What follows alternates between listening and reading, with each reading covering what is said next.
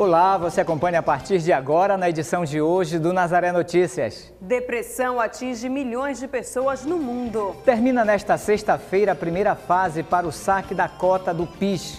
As campanhas de combate à corrupção. Monumento em Belém traz a memória da cabanagem. O comércio ilegal de aves movimenta o mercado clandestino no país. A dança está muito presente na vida do brasileiro.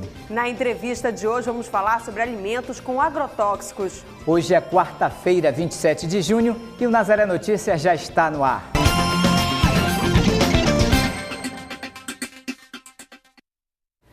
Começamos o Nazaré Notícias de hoje falando de saúde. A reportagem foi sugerida por uma telespectadora. No ano de 2015, 1,5% de todas as mortes no mundo foram causadas por suicídio e boa parte dessas perdas poderiam ter sido evitadas se casos de depressão, por exemplo, fossem diagnosticados. Essa é a Sandra. Ela é estudante do curso de Serviço Social e há 4 anos perdeu um amigo que sofria de depressão. Eu fui percebendo as constantes mudanças de humor dele. Pela manhã ele estava super feliz e do nada já mudava completamente. E calhou que na época em que aconteceu, eu estava estudando sobre a depressão. E aí eu fui encaixando as fases que ele estava passando justamente com aquilo que eu estava vendo na faculdade. E aí eu fui percebendo que ele já estava praticamente no último estágio, que é justamente daquele que a pessoa já para cometer o suicídio. Segundo dados da Organização Mundial da Saúde, 11,5 milhões de brasileiros sofrem com a doença. Para que não aconteça com essas pessoas o que aconteceu com um amigo da Sandra que veio a óbito, é importante estar atento aos sinais que a pessoa com quadro depressivo pode dar. Então, uma vez que o comportamento muda bruscamente, a gente precisa buscar alguns sinais, indicadores de algum quadro, que pode ser depressão ou qualquer outra doença psicopatológica. Como, por exemplo, interferências no sono do sujeito, interferências na vontade com que ele se alimenta, no cuidado pessoal, higiene. As relações dele, às vezes, são muito afetadas por esse quadro, que pode ser de depressão. Então, tem que ficar muito atento em relação a uma mudança significativa no comportamento do sujeito. O diagnóstico fica sob responsabilidade do psiquiatra. Ao psicólogo, cabe a tarefa de ajudar o indivíduo a se entender enquanto ser humano. Já a família pode ajudar da seguinte forma. Então é importante a família buscar uma ajuda profissional, né, entender que aquele sujeito que traz uma fala, né, de dor, de angústia, precisa ser respeitado nessa dimensão, porque muitas vezes as pessoas querem menosprezar aquilo, diminuir aquilo, e a partir desse momento elas acabam não ajudando, né, nesse processo de autodesenvolvimento pessoal, de responsabilização em relação àquele conflito. Diferente do que é recomendado, o amigo da Sandra não buscou ajuda. Eu sempre eu convidava ele para ir para a igreja, digo, amigo, vamos, a gente vai na missa. Ele dizia para mim que era uma voz que dizia para ele fazer aquelas coisas que ele tinha que fazer. E aí, só que infelizmente foi mais forte que ele, né? Infelizmente. Segundo o psicólogo, a faixa etária mais propensa a desenvolver a depressão são os jovens, entre 16 a 29 anos.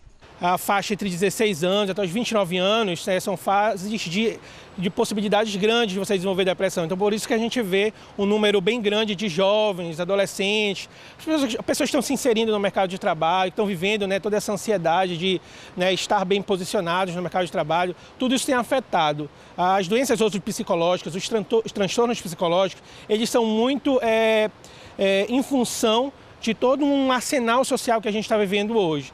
Atingindo 4,4% da população mundial e 5,8% dos brasileiros, a depressão pode ser prevenida. Existe fazer psicoterapia, né, fazer atividades físicas e prestar muita atenção, né, na mudança de comportamento. Se o sujeito se sentir, né, com uma autoestima deficitária, né, sentir que mudou o padrão de alimentação dele, de autocuidado, o padrão das relações de amizade, o nível de amizade, o número de amizades que ele tinha, começa a ser muito interferido, ele começa a se sentir prejudicado nessa vontade de estar com outros, de interagir. Aí tem que se prestar atenção e buscar ajuda com um profissional para verificar, né, que nível é isso e como a gente pode ajudar aquele sujeito. Para quem perdeu um amigo por causa da doença, o que fica é a saudade. Tudo que a gente fazia, às vezes ele do nada, ele dizia assim, Preta, eu tô indo aí na tua casa. Aí ele chegava, gritava. E é assim, é uma dor, como disse uma amiga minha, que ela vai sempre existir. É uma ferida que vai sempre, por mais que seja esse tempo, vai ser difícil para cicatrizar. E eu sinto muita falta dele, porque ele era um amigo assim, que a gente tinha uma conexão muito grande. E ele sabia quando eu não estava bem, sim, eu nem ao menos falar para ele. Ele dizia assim, eu sei que tu não está bem, eu estou indo aí. Aí ele chegava, mudava-se meu dia totalmente. Então, acho que isso que eu estou fazendo é por ele e para tentar ajudar outras pessoas a não cometer o erro que ele cometeu. Depois da fuga de 44 custodiados em Belém, no Centro de Recuperação Penitenciário Pará 1, no Complexo de Santa Isabel, na madrugada do último domingo, outros presos fugiram do Centro de Recuperação Agrícola Mariano Antunes, em Marabá, no sudeste do estado, no fim da tarde desta terça-feira. A informação foi confirmada pela Diretoria de Administração Penitenciária da Superintendência do Sistema Penitenciário do Pará, a SUSIP.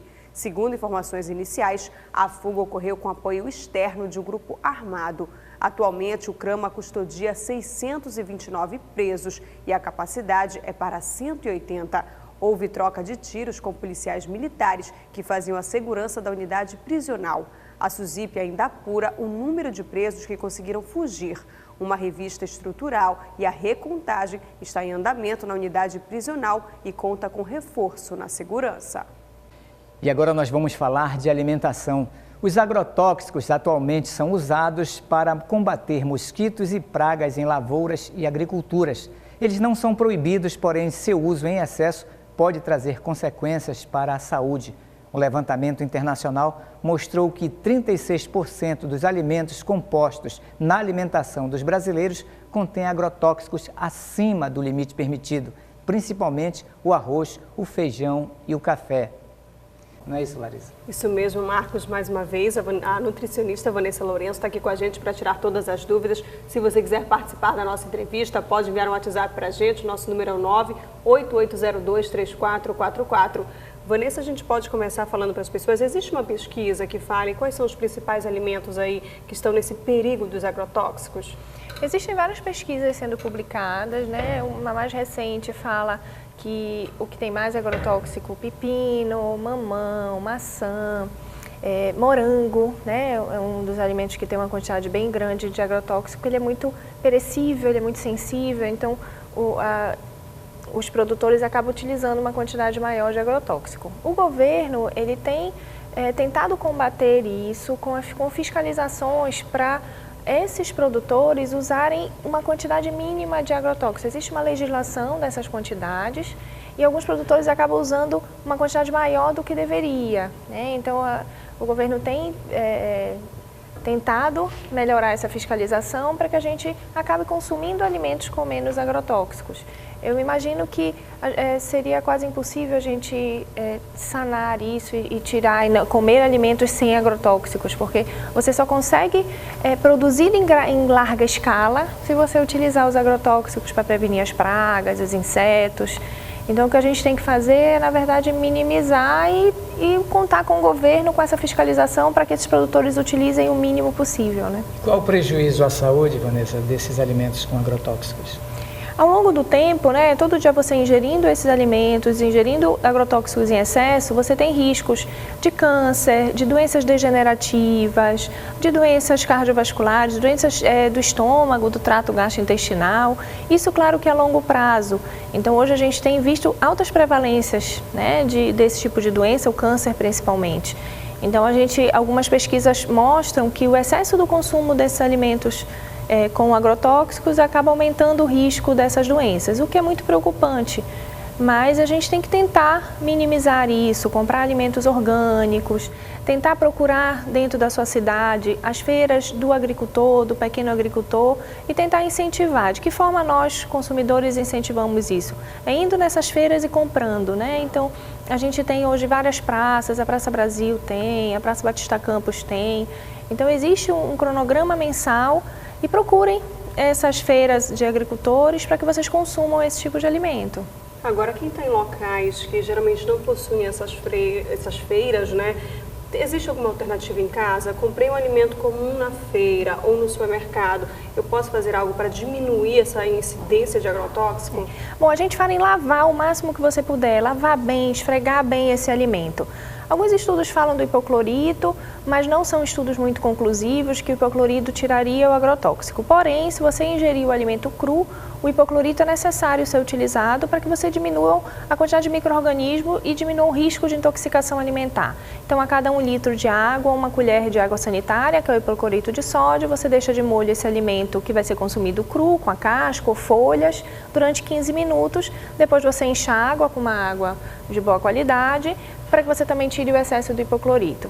Então, não é conclusivo que ele retira, mas, porém, no momento dessa lavagem, você reduz a quantidade de agrotóxico. Porém, existem também alguns estudos falando que o agrotóxico, por mais que você, por exemplo, retire a casca, ele penetra alguma coisa no alimento. Então, você não consegue tirar 100%, mas você diminui a quantidade lavando, higienizando bastante. Agora, quando a gente fala da preocupação com o uso de agrotóxicos, existe também uma lei que fala a respeito da merenda escolar, porque também há essa preocupação com as crianças, né? É mais uma tentativa do governo para tentar aumentar o consumo desses alimentos. Hoje existe o programa de alimentação escolar e que a alimentação escolar precisa ser um percentual mínimo da agricultura familiar. Então, na nossa região, por exemplo, em várias regiões do estado, você precisa comprar do produtor, né, para que você introduza esses alimentos orgânicos na merenda escolar. Isso vai fazer com que essas crianças se alimentem de uma forma melhor, com um alimento de melhor qualidade e tente reduzir o risco de doenças no futuro dessas crianças. Então, existe um percentual, ainda não é 100%, até porque aquela região talvez não consiga fornecer tudo. Então, eles até compram, mas eles não produzem em grande quantidade. Então, o governo colocou apenas um percentual, mas isso é muito bom. Eu acho que é uma tentativa maravilhosa. Tá certo, Vanessa. A gente agradece a sua participação aqui. Se você ainda ficou com alguma dúvida, quiser participar da nossa entrevista, basta enviar um WhatsApp para a gente. O nosso número é o 988023444. A gente encaminha para a Vanessa e ela responde para você. Marcos? Obrigado, Vanessa. Obrigada. Termina nesta sexta-feira a primeira fase para o saque das cotas do PIS/PASEP para quem tem mais de 57 anos. O objetivo do benefício é aquecer a economia do país. Um dinheiro que vem em boa hora e pode ajudar a pagar algumas dívidas. Como sempre, pagar a conta, né, querida? Pagar dívidas, né? Brasileiro, com esse governo que nós temos, é só o que podemos fazer, né? Com qualquer recurso que nós tenhamos. Pagar dívidas. As cotas do PIS/PASEP são resultado dos créditos feitos pelos empregadores no período de 1971 a 4 de outubro de 1988. O prazo final desta primeira fase encerra no dia 29 de junho. De acordo com a Lei 13.677 de 2018, tem direito ao saque pessoas a partir de 57 anos que ainda não tenham efetuado a retirada do benefício. O que está previsto nessa primeira leva de pagamento? Os trabalhadores que se enquadram nessa faixa, nesse cadastro do PIS, por exemplo, ele que tiver idade de 57 anos até 59, começou o pagamento a partir do dia 18 e finaliza dia 29, que aí vai ter uma pausa. Então, caso ele tenha direito, esteja enquadrado nessa faixa etária, ele pode receber em qualquer unidade lotérica, caixa eletrônico ou unidade da Caixa, tá? Segundo o Ministério do Planejamento, somente no primeiro dia do calendário, as retiradas bateram recorde. Cerca de 144.409 cotistas sacaram 196,2 milhões de reais do PIS e PASEP. O principal objetivo da liberação do benefício é injetar recursos na economia, tá? Acho que o governo, quando ele criou essa lei para poder liberar as cotas do PIS, é para incentivar a economia, injetar mais recursos na economia para que tenha um crescimento maior da economia, das compras. É uma ótima oportunidade também para esse trabalhador que se enquadra no saque, para que ele saque o PIS, é que ele, por exemplo, se tiver com o nome sujo, na Caixa, por exemplo, ou em algum banco, quite a dívida. Um exemplo disso é a Caixa. A Caixa está dando 90% de desconto para o trabalhador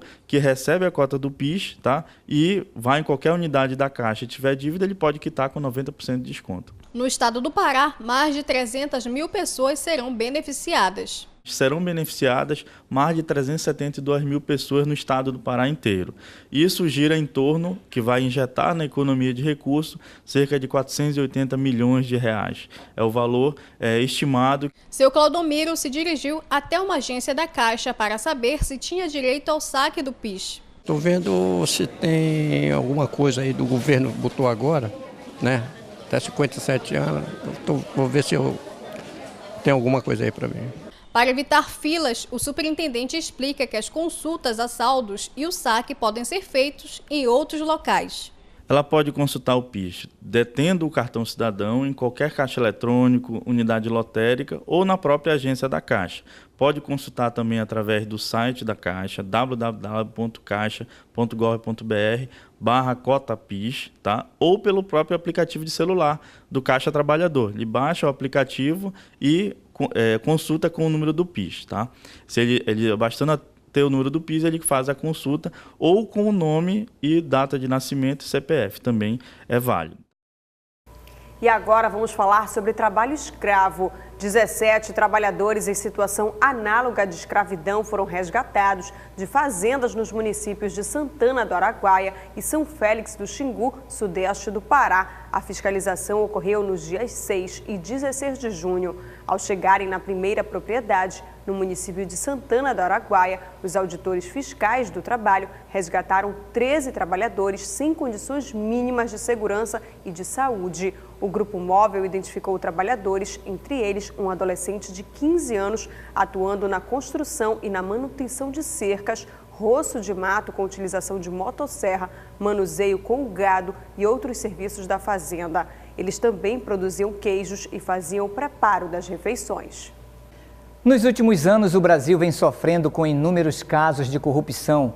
A mais divulgada ação de enfrentamento a esta prática é a Lava Jato. E ainda que seja a mais conhecida, esta não é a única ação de combate à corrupção.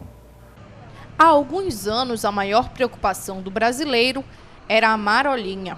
Hoje, o país enfrenta uma de suas maiores turbulências, a corrupção, que só a nível governamental já desviou trilhões de dólares dos cofres públicos. Quem ouve, imagina que isso não impacte tanto no nosso cotidiano, mas está enganado. Afeta o desenvolvimento de qualquer nação. Para se ter ideia, os recursos que são desviados só no âmbito da gestão pública impede que políticas de governo como Bolsa Família, como ações na área da educação, construção de hospitais, postos de saúde, os desvios dos recursos que deixam de chegar à população na implementação de estruturas de desenvolvimento de uma nação, criação de aeroportos, portos, autoestradas, rodovias e ferrovias. Hoje, o dano provocado pela corrupção afeta diretamente a sociedade e a população. É por isso que ações de enfrentamento à corrupção são necessárias. Fortificar a sociedade nos órgãos de controle por parte das organizações sociais, mas o que é mais importante também é nós, da estrutura de justiça, termos atuação firme na prevenção e na punição, né, na área repressiva, em decorrência de algumas práticas ilícitas envolvendo a improbidade administrativa e os crimes contra a administração. Para isso, o Departamento de Recuperação de Ativos e Cooperação Jurídica Internacional, junto da Advocacia Geral da União e do Ministério Público Federal, estão promovendo encontros nas 5 regiões do país para construir o Plano Nacional de Combate à Corrupção. O objetivo desse encontro é um encontro regional para que a gente possa ouvir a sociedade, as propostas que a sociedade tem a apresentar para auxiliar na construção do Plano Nacional de Combate à Corrupção, da Estratégia Nacional de Combate à Corrupção e à Lavagem de Dinheiro. Mas essa é só a primeira etapa na jornada de combate a este crime. Os encontros regionais, eles são uma das etapas que nós estamos trabalhando para a construção desse plano. Há também as ações que são apresentadas pelos membros da Ação 1 da ENCLA, né? Então também vão ser ouvidas os próprios componentes da ação. Isso vai fazer parte de um estudo para que a gente possa estabelecer as diretrizes. A Transparência Internacional divulgou este ano o Índice de Percepção da Corrupção. E de acordo com esse levantamento, o Brasil tirou nota 37. O problema é que qualquer nota abaixo de 50 representa que o país está falhando no combate à corrupção. Mas afinal, o que nós, enquanto cidadãos, podemos fazer para reverter esse quadro? A ideia é justamente trazer a sociedade para, junto com os membros da ação, trazerem ideias, propostas de como é que que a gente pode vencer a corrupção, né, e transformar isso num plano nacional. Enquanto a sociedade busca meios de ajudar neste enfrentamento, alguns órgãos se mobilizam para que o Brasil consiga reagir a esta onda de ilegalidades administrativas. A INCLA, Estratégia Nacional de Combate à Corrupção e Lavagem de Dinheiro, foi criada desde 2003 com o objetivo de discutir problemas e buscar soluções nesses dois temas, né, no combate à corrupção e na prevenção à lavagem de dinheiro. Nós temos hoje um trabalho muito focado no enfrentamento da corrupção no âmbito do estado do Pará, hoje já reconhecido inclusive, e temos representações hoje no Conselho Nacional do Ministério Público, no Fórum Nacional do Combate à Corrupção, que eu represento, e nós temos trabalho sendo desenvolvido em toda a região do nosso estado. O enfrentamento à corrupção é prioridade do Ministério Público e vai continuar sendo de todo o sistema de justiça. 5 conjuntos residenciais de Ananindeua enfrentarão um rodízio do abastecimento de água nos próximos dias. A suspensão temporária do fornecimento será realizada para um conserto de um problema registrado na madrugada de domingo do dia 24, quando uma das bombas parou de funcionar. De acordo com a Companhia de Saneamento do Pará, o equipamento que apresentou defeito já foi retirado e passa por reparo de uma equipe de manutenção. Assim, durante os próximos dias, será realizado um rodízio de água nos seguintes bairros de Ananindeua: Cidade Nova 1, Cidade Nova 2, Cidade Nova 3, Cidade Nova 8 e Cidade Nova 9. A população vai ficar sem água nos seguintes horários: de 9 horas da manhã até o meio-dia, e de 15 às 18 e de 22 até às 5 horas da manhã. O abastecimento será realizado normalmente nos intervalos de 5 às 9 horas e de 12 às 15 e de 18 às 22. E você pode participar da produção aqui do Nazaré Notícias e é só enviar para nós sugestões de entrevistas ou de reportagens para o nosso WhatsApp. O número é o 988023444 e aí você informa o seu nome e a sua cidade.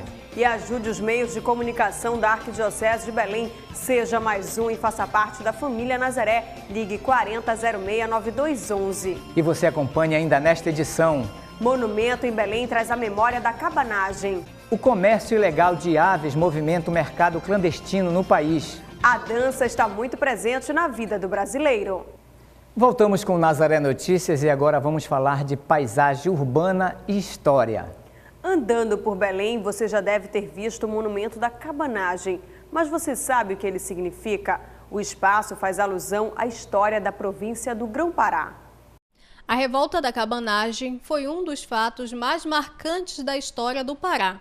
Entre os anos de 1835 e 1840, um movimento formado por negros, índios, mestiços e alguns integrantes da classe média e da alta religião lutaram contra a elite política e tomaram o poder da então província do Grão-Pará. Um movimento absolutamente importante que trata da luta do povo paraense, do homem da Amazônia, pela liberdade, pelo seu direito, pela sua representação e pelo direito de também pertencer ao Brasil. Em comemoração aos 150 anos da história do povo cabano, foi projetado pelo arquiteto Oscar Niemeyer o Memorial da Cabanagem. Um monumento que deveria ser símbolo da luta heróica da cabanagem no local de entrada e saída de Belém. Ele tem vários significados na concepção do arquiteto que o projetou, Oscar Niemeyer. O elevado significa a força, a resistência do povo. Nós temos também uma ruptura que está na parte de baixo, que representa justamente o declínio do movimento cabano, mas tudo isso é muito importante de ser pensado e percebido como parte do processo histórico e nós precisamos avaliar e perceber essas representações. Medindo 15 metros de altura por 20 de comprimento, ele foi feito todo em concreto e está erguido no complexo do entroncamento em Belém. A inauguração aconteceu em 7 de janeiro de 1985. E o que chama atenção no monumento é que é um monumento assinado pelo famoso arquiteto brasileiro Oscar Niemeyer, o único monumento em solo paraense do famoso arquiteto. Para o historiador e antropólogo, é necessário resgatar a história. Essa referência do movimento cabano, ela precisa ser tida por nós como um fortalecimento da identidade amazônica. É nesse sentido que as pessoas precisam reconhecer e cuidar mais dessa memória, cuidar mais dessa história. E agora vamos acompanhar a previsão do tempo para esta quinta-feira em alguns municípios da Amazônia.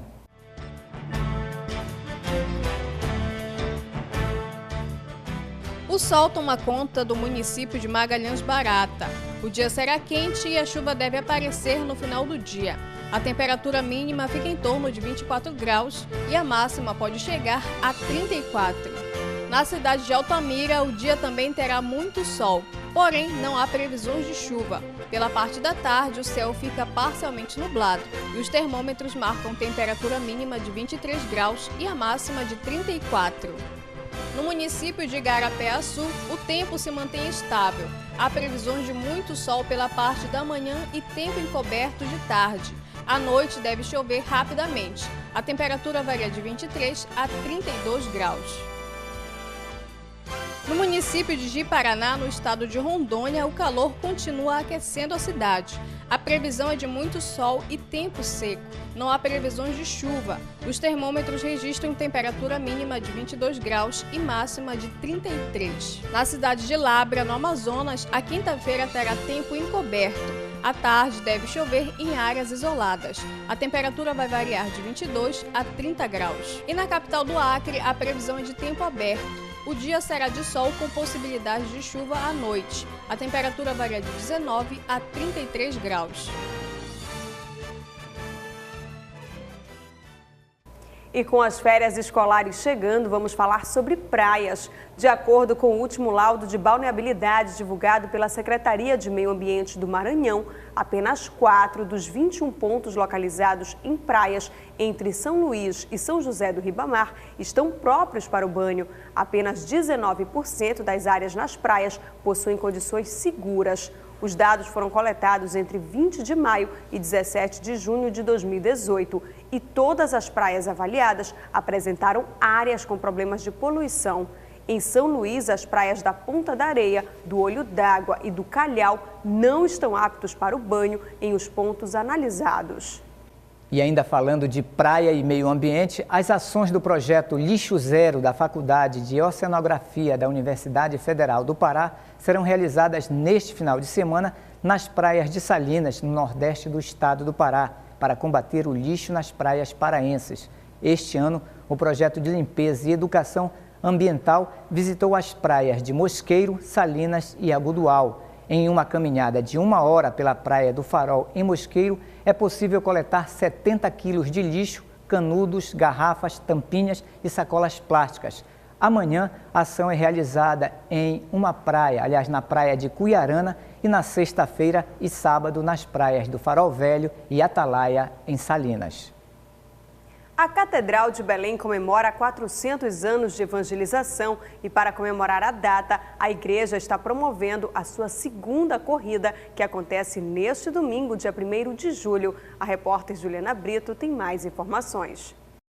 E hoje a gente recebe aqui no Nazaré Notícias o cônego Roberto Cavalli, cura da Sé, que vai falar sobre a corrida da Catedral, promovida nesse domingo. Tudo bem, cônego? Muito obrigada pela sua participação. Com qual o objetivo dessa corrida? Nós estamos este ano concluindo os festejos dos 400 anos da paróquia Nossa Senhora da Graça, a primeira paróquia da nossa igreja de Belém. E queremos marcar este momento. E um dos modos de marcarmos será esta corrida dos 400 anos. Momento de mostrarmos também que nós estamos neste processo de evangelização. O esporte também se torna um meio de nós evangelizarmos, aonde nós buscamos então com a corrida levar esta alegria de estarmos festejando 400 anos de trabalho evangelizador, missionário, de anúncio da palavra de Deus em nossa paróquia.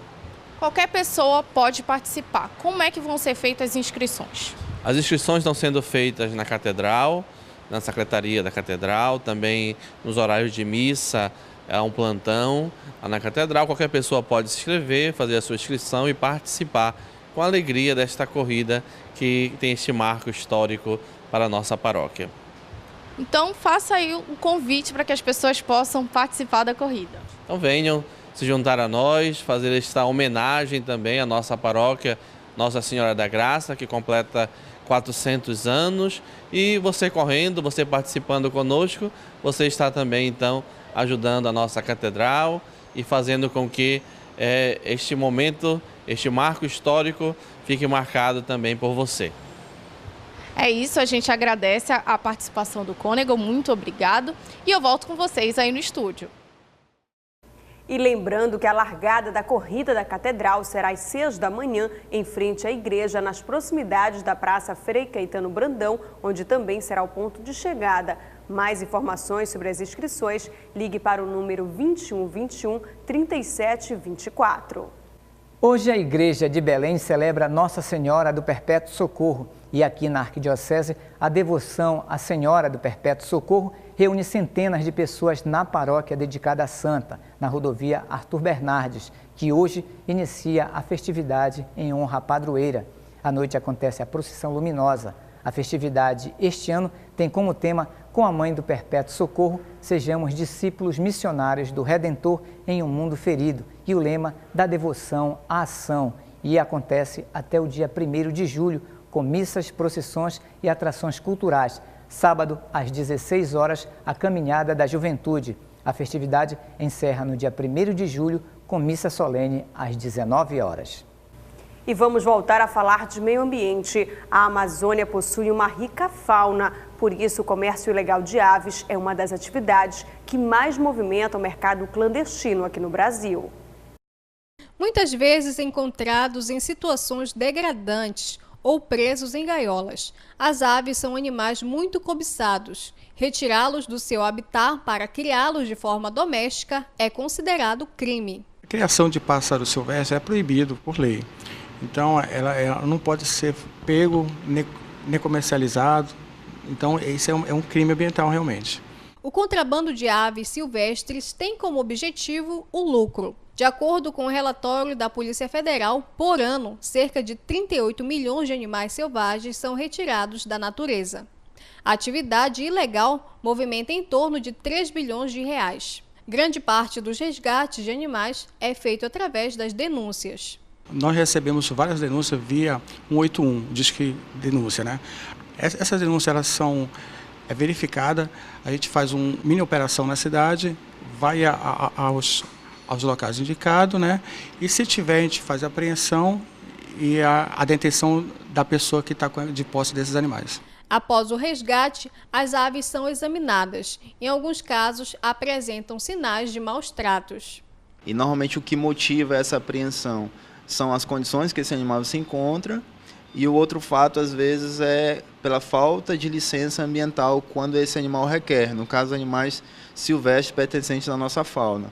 E tem situações em que esses animais silvestres, além de estarem sem a licença, ainda se encontram numa situação de maus tratos. A prática precisa ser combatida. A gente faz esse combate em feiras, em residência. A gente faz a apreensão das aves, a detenção da pessoa. As aves elas são encaminhadas a um viveiro, né, que tem um convênio com a DEMA, e a pessoa ela sofre uma punição, né, do artigo 29 da Lei Ambiental. A dança está muito presente na vida do brasileiro e agora está ganhando cada vez mais espaços nas academias através do Fit Dance. A prática nasceu no Nordeste do país, mas já ganhou também a capital do Pará. Você sabe o que Belém e Salvador têm em comum, além do litoral? A dança. É que há pouco tempo um grupo de dançarinos baianos começou uma nova modalidade que tem conquistado o público das academias paraenses. Estamos falando do Fit Dance. A prática foi disseminada pela internet e mudou até o rumo dos educadores físicos. Eu já acompanhava os vídeos há bastante tempo. É uma modalidade que eu sempre gostei, eu sempre admirei. Então, assim que eu tive a oportunidade de realizar o curso, eu não pensei 2 vezes. Fiz o credenciamento, passei e hoje estou aqui, dando aula, ministrando e levando alegria para todas essas pessoas que acompanham a minha aula. No YouTube já são 10 milhões de inscritos em apenas 5 canais dedicados ao Fit Dance. Um faturamento que cresce até 3 vezes ao ano, o que despertou o interesse das academias na cidade. Nós estamos sempre em busca das novidades do mercado, das tendências, e com isso nós vimos que o Fit Dance veio para ficar. Então teríamos que ter essa modalidade aqui na academia, sem dúvida nenhuma. Hoje, mais de 15 mil academias já adotaram essa atividade, no Brasil e na Argentina. Uma das causas defendida por eles é a democracia. Dizem que todo mundo consegue fazer o Fit Dance. Vamos ver se eu, que não tenho coordenação motora nenhuma, também consigo.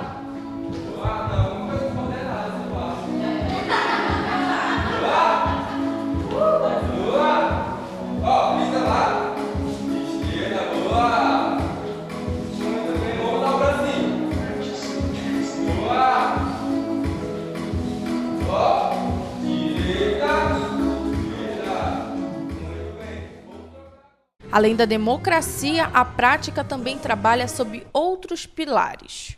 O Fit Dance, ele tem os 5 pilares, os 5 Ds que a gente chama, que é o D de dança, primeiramente um programa de dança, o D de divertido, que tem que ser divertido, dinâmico, a gente está sempre atualizando as coreografias, os passos.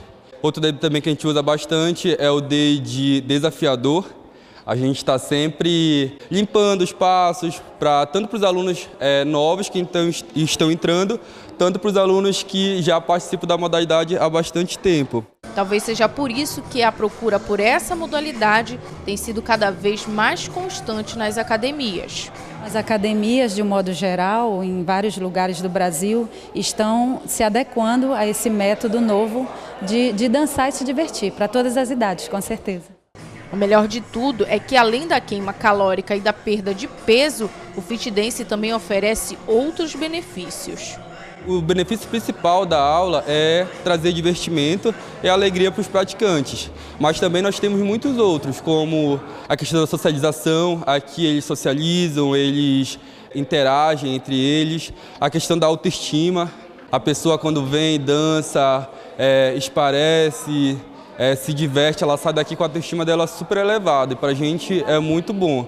A questão também do psicológico, a gente vê que pessoas que chegam aqui tristes saem daqui super alegres, e para a gente, como instrutores, é uma alegria muito grande. Quem já aderiu à prática garante. A melhora da coordenação motora, a autoestima, você está sempre atualizada com o que está dentro das músicas, e dá uma melhora muito grande física também, tá? Porque ele engloba tudo. A dança, além de todo o trabalho corporal, para mim ela é desestressante. Então, depois de um dia de trabalho, às vezes você está chateada, eu entro na aula e eu saio totalmente relaxada, além de ter gastado as calorias necessárias. E se você está pensando em também começar a dançar, fica a dica. Perder totalmente a vergonha, a gente é super aberto para qualquer uma pessoa que chega a fazer a nossa aula, a gente dá uma atenção totalmente redobrada para ela. Então, você que está pensando em fazer, dê o primeiro passo. Eu tenho certeza que quando você chegar aqui na aula, você vai se apaixonar e não vai querer nunca mais deixar de praticar o Fit Dance.